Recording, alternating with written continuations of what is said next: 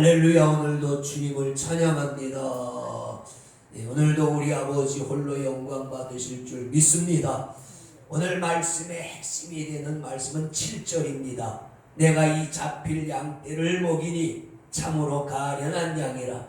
내가 이에 막대기 둘을 취하여 하나는 은총이라 하며 하나는 연락이라 하고 양떼를 먹일세. 오늘 말씀을 보면은 썩 기분 좋은 말씀은 아닙니다. 하나님께서 불순종하는 이 유다 백성을 징계하시겠다고 하는 그런 말씀의 내용이거든요. 그럼에도 불구하고 우리 하나님께서는 그 4절에 여호와 나의 하나님이 가라사대 너는 잡힐 양떼를 먹이라 하고 있어요.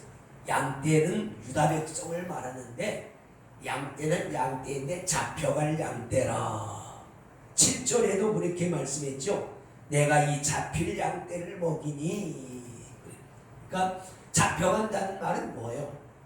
다른 나라, 더 큰, 더 강대한 나라가 와서 유다 백성을 치고 그 백성을 포로로 잡아갈 것이라. 이제 그런 말씀이거든요. 그러면 우리가 생각하기를 잡혀갈 거 그냥 내버려 두지. 그런데 하나님은 스가랴 선지자에게 너는 이 양떼가 비록 잡혀간다 할지라도 끝까지 그 양떼를 먹이라 말씀. 그렇습니다. 하나님은 주의 백성들이 범죄할다 할지라도 그래서 징계를 하시는 순간 전까지는 은총을 베푸시고 자비를 베푸시고 사랑을 베푸십니다. 7절에도 너는 이 잡힐 양떼를 먹이라. 내가 이 잡힐 양떼를 먹인 참으로 가련한 양이라. 이게 왜 이 백성들이 하나님 앞에 불순종해서 앞으로 이렇게 편안하게 눕고 먹는 삶이 아니라 이방으로 잡혀갈 걸 생각하면 가련하죠. 그래서 스가랴 선지자가 애가 타는 거죠. 그래서 예레미야 선지자는 그 평생의 눈물을 흘리면서 그 백성들의 회개를 촉구했죠. 왜냐하면 예레미야 선지자 시절에 남유다 왕국이 마지막으로 망하지 않습니까?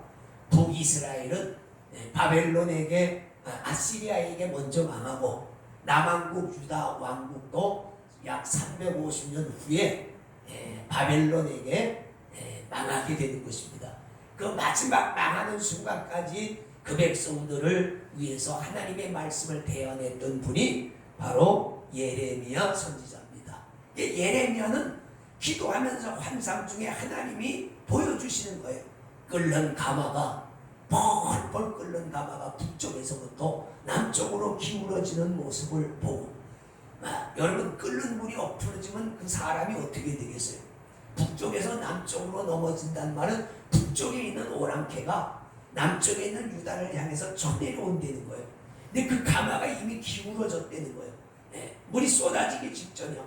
그래서 예레미야가 그 백성들에게 너희 회개하라. 회개하지 아니하면 하나님의 징계가 곧 임할 것이다. 그랬지만 그 백성들은 오히려 예레미야 선지자를 잡아다가 핍박하고 때리고 죽인다고 위협하고 심지어는 물 없는 구덩이에다 집어넣고 먹을 걸 주지 아니해서 굶어 죽을 뻔한 일도 겪고 막 그러죠.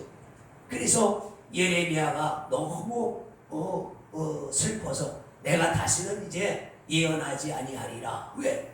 예언하면 할수록 핍박이 오고 듣지를 않으니까. 그 예언 안 하고 있으면 또 하나님이 성령으로 그 마음을 들들 볶아서 이 속에서 예언을 하지 아니하면 말씀을 전하지 아니하면 속이 터질 것 같으니까 또 나가서 복음을 전하고 그럼 또 핍박이 오고 그렇게 됩니다. 그래도 하나님이 지키주셔서 예레미야가 죽지는 아니합니다. 스가랴도 마찬가지.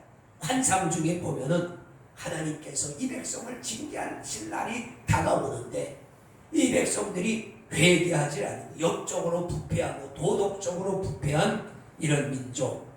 근데 하나님께서 스가랴에게 너는 이 백성이 잡혀가는 순간까지는 그래도 이 백성을 먹이라. 이 양떼를 먹이라. 이렇게 말씀해서 그래서 스가랴가 막대기 2개를 취했다. 어떤 성경에는 지팡이, 어떤 성경에는 막대기인데 같은 말입니다. 막대기로 지팡이를 만들고 지팡이는 막대기로 만드니까 결국 그게 그 말이에요. 이게 막대기 두 개를 택해 중에서 하나의 막대기는 은총이라고 부르고 하나의 막대기는 연합이라고 불렀다. 이 두 막대기를 가지고 양떼를 먹였다는 유다 백성을 말씀으로 먹인다. 사랑으로 먹인다. 그런 말씀이 되는 것입니다. 자, 그런데 이 두 가지가 참 중요하죠.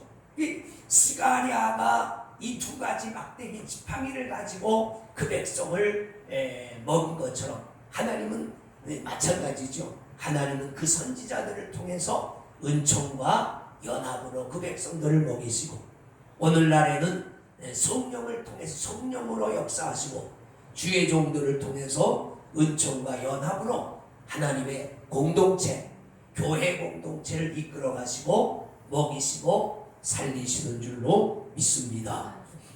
이 은총이라고 하는 게 뭡니까? 은총은 하나님이 그 택하신 백성들에게 베푸시는 무조건적인 은혜예요.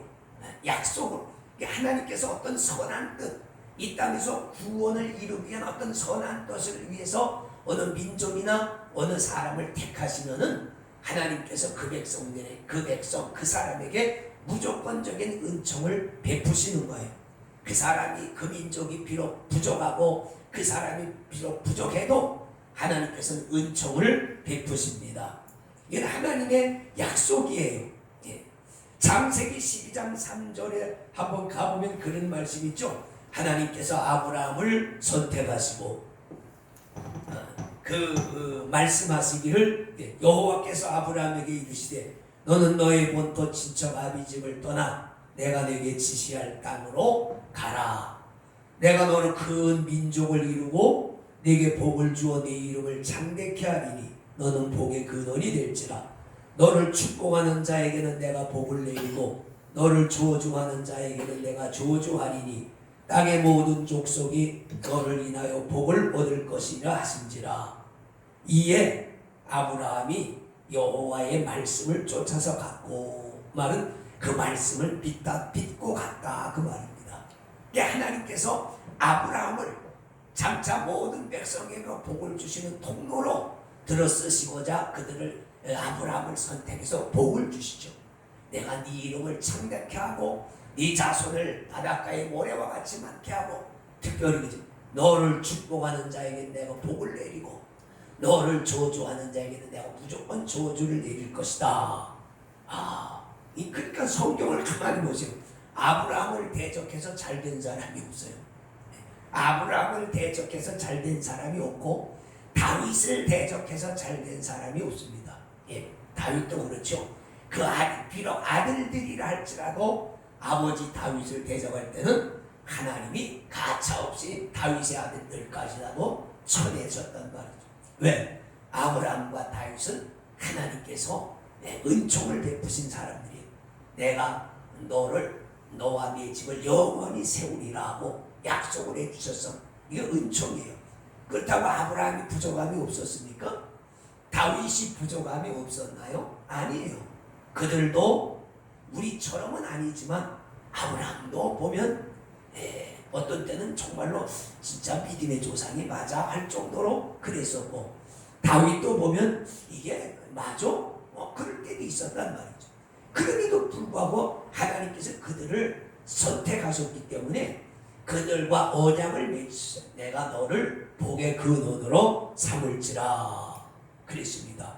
그래서 유다 백성들도 마찬가지입니다. 하나님께서 유대 백성을 이 세상에 하나님의 뜻을 이루시기 위한 못자리 모판으로서의 유대 백성을 선택하시고 그 백성들에게 많은 복을 주셨는데 근데 그 백성들이 먹고 살 만한 등따숩고 배부르니까 하나님의 말씀을 거부하기 시작한단 말이죠.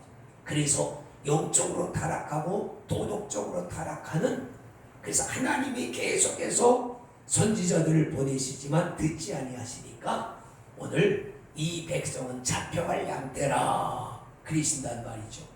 그래서 이 스가랴가 이 두 가지 막대기 두 개를 취해서 하나는 은총이라, 하나는 연합이라, 연락이라, 혹은 연합이라 그랬는데 원어적 의미는 줄이란 뜻입니다. 줄, 결속, 연합이란 뜻이 맞다. 그러니까 줄로서 이렇게 묶으면 결속이 되잖아요. 왜냐하면 이스라엘은 12지파예요. 12지파란 말은 12개로 갈라졌다는 말이에요. 연합하지 아니하면 아무 의미가 없어요. 여러분, 모래가 왜 약한 줄 아세요? 모래는 연합이 안 돼요. 꽉 뭉쳐도 다시 풀어져요. 근데 밀가루 같은 건 물을 넣고 이렇게 하면 다 달라붙어요. 세상에는 뭉쳐도 뭉쳐지지 않는 물질이 있고 뭉치면 뭉쳐지는 물질이 있는 거예요. 하나님의 공동체에 있어서 연합이, 이스라엘 백성들이 아무리 복을 받아도 연합되지 아니하면 모래알과 같은 거란 말이에요. 아까 그랬죠. 12개로 흩어졌기 때문에 연합이 반드시 필요해요. 또 이 연합은 하나님과의 연합이에요. 사람이 아무리 잘났어도 하나님과 연합되지 아니하면 아무 의미가 없어요. 그건 마른 막대기만도 못한 거예요. 그래서 요한복음에 주님이 했죠. 나는 포도나무요, 너희는 가지니 가지가 줄기에 붙어 있어야 열매를 많이 맺느니라. 가지가 포도나무에서 떨어지는 순간에 그 가지는 생명이 없어진 것이고 말라갈 수밖에 없고 열매를 맺을 수가 없는 거죠. 가지가 잘나서 열매를 맺는 게 아니라 포도나무로부터 영양분을 흡수했기 때문에 열매를 가지에서 맺는 거예요. 열매는 포도나무가 맺는 게 아니라 가지가 맺죠. 열매는 우리가 맺는 거예요. 근데 그 열매를 맺을 수 있도록 진액을 공급해 주시는, 은혜와 은총을 공급해 주신 분은 예수님이십니다.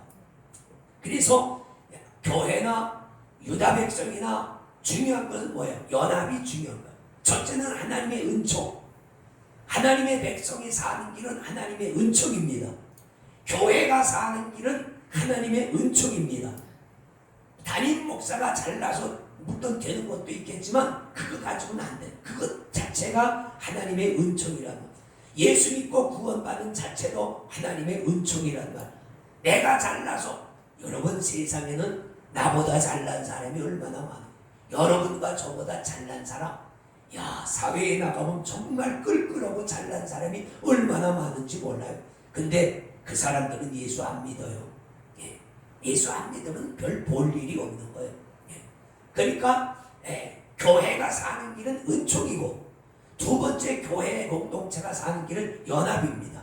교회가 아무리 크고 성도가 많고 주의 종들이 많아도 연합되지 않으면 힘이 없는 거예요. 오늘날 한국교회가 정부로부터 왜 핍박을 받습니까? 코로나 때 여러분 불교 사찰에 쳐들어간 적은 없잖아. 성당에 쳐들어간 적은 없잖아요. 근데 교회는 쳐들어와서 교회를 막 해산시키고 목사들을 구속하고, 지금도 목사들을 구속하고 전광훈 목사님도 구속시킨다고 출소하라고 막 그분 들어갔다가 나왔는데 또 왜? 정권의 입맛에 맞는 말을 안 하고 자꾸 반대되는 말을 하니까 그러는 거죠. 근데 여러분 스님들은 보세요. 지난번에 스님들이 이재명 정권은 공산당이라고 이렇게 발표를 했는데도 잡아가지 못하고 있잖아요. 왜? 거긴 결속이 돼 있단 말이에요. 근데 목사들은 다 서로 잘났다고 그래. 자기만 잘났다고 그래. 손현보 목사 구속됐어도 한국의 대형교회 목사들은 입을 꾹 닫고 버무리고 지금 있어. 왜? 자기도 잡혀갈까봐 벌벌벌벌 떨고 있어.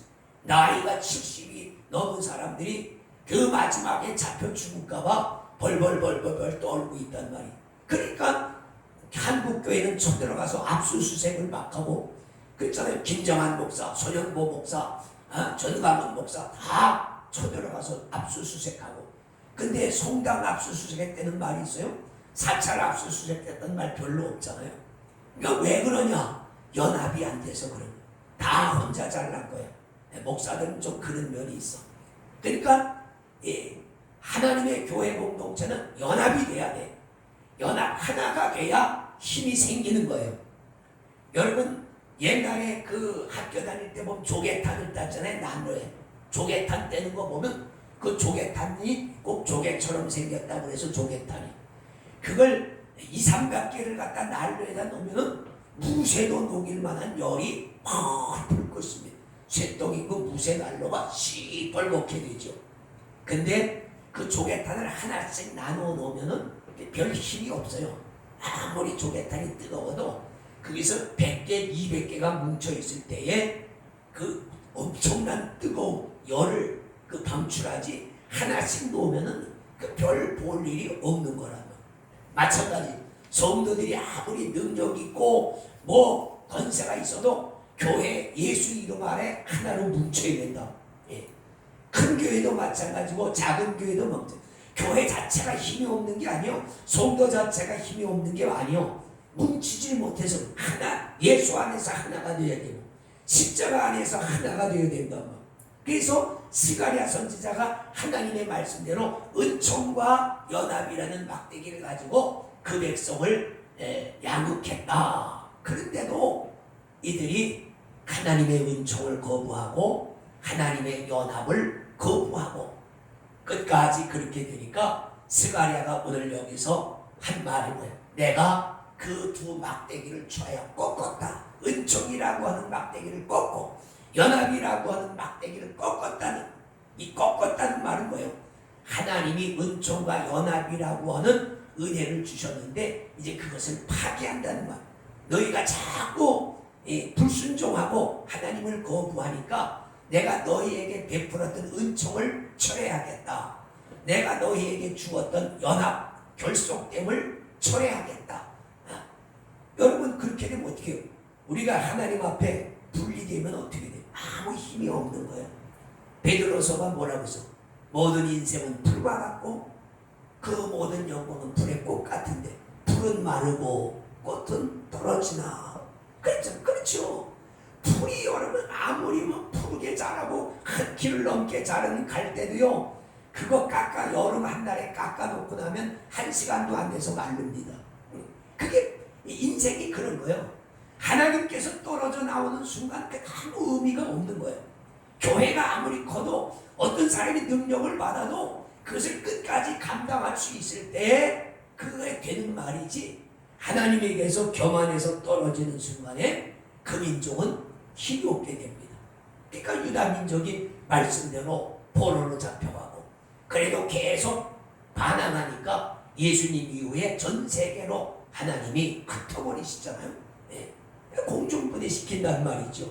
오늘 말씀이 두 막대기를 꺾여진 두 막대기란 말은 하나님께서 두 막대기, 은총과 연합이라는 것을 가지고 유다 백성을 먹이셨지만 이제는 유다 백성이 끝내 불순종하고 그 하나님께로 돌아오지 아니하니까 이제 내 그 막대기를 꺾어버리겠다. 그 은혜 베푸는 것을 철회하겠다. 그리고 그들이 이방 나라 강대국에게 잡혀가도 내가 아무 상관하지 않겠다. 그렇습니다. 여러분, 하나님께서는 어떤 민족이나 백성을 택하셔서 은총을 베푸시면 끝까지 사랑하시죠. 단 그 백성이 하나님의 말씀에 순종하고 하나님께 가까이 붙어 있을 때에 그게 중요한 것. 그래서 오늘날도 마찬가지. 하나님이 저와 여러분을 선택하시고 구원하셨지만 그것은 우리가 주님 말씀 안에 있을 때 얘기죠. 주님과 가까이 붙어 있을 때 얘기죠. 내가 예수 그리스도를 부인하고 그분의 은혜를 거부할 때는 그 사람은 곧 꺾어진 막대기와 같이 될 수밖에 없다. 우리는 이것을 기억해요. 그래서 여러분, 그래서 하나님이 우리에게 주신 은혜 중요하지만 그것을 끝까지 감당하는 게 중요한 거예요. 하나님이 내게 주신 복음 끝까지 감당해야 됩니다. 하나님이 내게 주신 믿음 끝까지 감당해야 됩니다. 예. 하나님이 주신 축복에 취해서 이스라엘 백성들처럼 등다sup고 배부르니까 이거 성경을 가면 창세기서부터 요한계시록까지 보세요. 그 백성들이 하나님의 백성들이 등다sup고 배부를 때는 하나님 거부하고 불순종하다가 이제 하나님이 그들을 징계하셔서 그들이 배고프고 힘들고 어려웠고 핍박당하면 하나님께 부르짖었다 그랬잖아요. 그러면 하나님께서 또 불쌍히 여기셔서 중보자를 보내주시고 선지자를 보내서 구원하시면 하나님께로 돌아왔다가 또 그 하나님을 만난 세대가 다 죽으면 하나님을 경험하지 못한 세대는 또 불순종하고, 이것이 계속해서 반복되는 것이 성경이란 말이에요. 인간은 참 망각의 생물인가 봐요. 나무톤도 다 그러죠. 우리도 등 따숩고 배부르면 당장 여기가 좋사오니 자꾸 이런 생각을 한단 말이죠. 여러분, 옛날에는 이렇게 춥고 눈이 막 무릎까지 빠져도 그걸 헤치고 예배 드리러 가고, 예배만 드립니까? 이웃교회 부흥한다고 하면 막 찾아가고 그랬어요. 전 지금도 생각나요. 제가 어렸을 때 처음 예수 믿을 때 거긴 뭐 시골에는 이웃교회라도 4km 뭐 7km 8km 떨어진 데죠. 근데 차가 어디 있습니까? 옛날에 다 걸어가야 돼요. 그 우리 집에서 한 20리는 떨어진 곳에 교회 부흥회 한다고 하니까 다 집사님들은 은혜 받으러 간다고 해서 저도 따라갔던 적이 있어요. 눈이 무릎까지 빠지는데도 가가지고 그 난로 핀 데서 은혜 받고, 근데 새벽 기도를 꼭 나오라는 거예요. 근데 그 손을 들었네. 새벽 기도 참석하겠다고. 근데 그걸 집에 왔다가 새벽에 거길 도로 간다는 건 도저히 안 되는 거예요. 그래서 집사님들이 자고 간다고. 그래서 나도 할 수 없이 그냥 거기서, 옛날에 부흥회가 늦게 끝났어요. 10시 넘어서 끝나면 11시쯤 끝나면 거기서 끝나고 그냥 그 방석 하나 가지고 그냥 덮고 그 난로 옆에서 쭈그리고 자다가 새벽 4시 반에 일어나서 다시 새벽 기도하고 그 새벽 바람을 쐬면서 집에 왔던 기억이 나요. 그러니까 은혜를 못 받을 수가 없죠, 옛날에. 그리고 손바닥이 갈라지도록 박수를 쳐야 은혜가 된다고 해서 진짜 손바닥이 갈라져서 피가 난 적이 있었습니다. 저는 옛날엔 강사 목사님이 얘기한 그게 진리야. 여러분 박수를 그렇게 쳐가지고 무슨 은혜가 되게. 예수님은 손바닥에 대못을 박혀서 피를 흘렸는데 여러분은 손바닥에 말이야 갈라지도록 피가 나도록 박수를 쳐야 되지. 그러니까 좀 그 말이 은혜가 되는 거야. 그래서 박수를 진짜 쳤는데 그 겨울에, 추운 겨울에 박수를 치니까요 진짜 손바닥이 갈라지고 피가 나요. 이건 거짓말이 아닙니다. 진짜 그랬습니다. 그러니까 그냥 당원 받고 은혜 받고, 그러니까 목사 된다고 그때 괜히 소원해가지고 목사가 주님 앞에 잡혔잖아요. 그러니까 뭐 그때는 은혜를 안 받지. 그 옛날에 부흥회를 2시간 반씩 했어요. 그러면 그 하고 또 새벽 기도하고 그리고 올 정도니까 그 은혜를 못 받으면 그 이상한 거예요. 그게 기적이고 그게 이상한 거예요. 그렇습니다. 유다 백성들도 한때는 그랬지만은 또 등 따숩고 배불러 자꾸 게을러지고, 뭐 교회가 멀어서 못 가네, 추워서 못 가네, 누가 뭐 어쩌고 저쩌고 해서 못 가네. 그건 다 핑계입니다. 뭘 어쩌고 저쩌고요. 내가 부족하니까 그런 거죠. 우리가 하나님 앞에 회개해야 돼요. 그래서 우리는 하나님이 내게 주신 믿음, 하나님이 내게 주신 복음, 하나님이 내게 주신 사명, 이걸 잊지 말아야 돼요. 이걸 잊어버리면 유다 백성들처럼 하나님이 우리에게 베푸시는 은총이라는 막대기, 연합이라는 막대기가 꺾여질 수 있습니다. 그래서 오늘 꺾여진 두 막대기는 이 제목을 보고 우리도 경각심을 갖자. 하나님이 내게 베풀어 주신 은총이라는 막대기가 꺾어질까봐, 하나님이 내게 주신 연합이라는 막대기가 꺾여질까봐 우리는 주님 앞에 한 번 더 기도하고 한 번 더 무릎을 꿇어야 되는 줄로 믿습니다. 기도하겠습니다. 아버지 감사합니다. 주님께서 유다 백성들을 향해서 베푸셨던 은총, 연합이라는 막대기를 꺾으신다고 했는데 주여 불쌍히 여기시옵소서. 오늘 한국교회를 향하신 은총, 아버지 하나님이여 송지교회를 향하신 은총, 우리를 향하신 주님과의 연합, 교회 공동체의 연합이 흐트러지지 않게 하시고 우리가 주님 앞에 아버지 더 가까이 무릎으로 나가게 해 주시옵소서. 주의를 뚫고 독감을 뚫고 믿음으로 주님 앞에 갈 수 있게 하여 주시옵소서. 예수님 이름으로 축복하고 기도를 드리옵나이다. 아멘.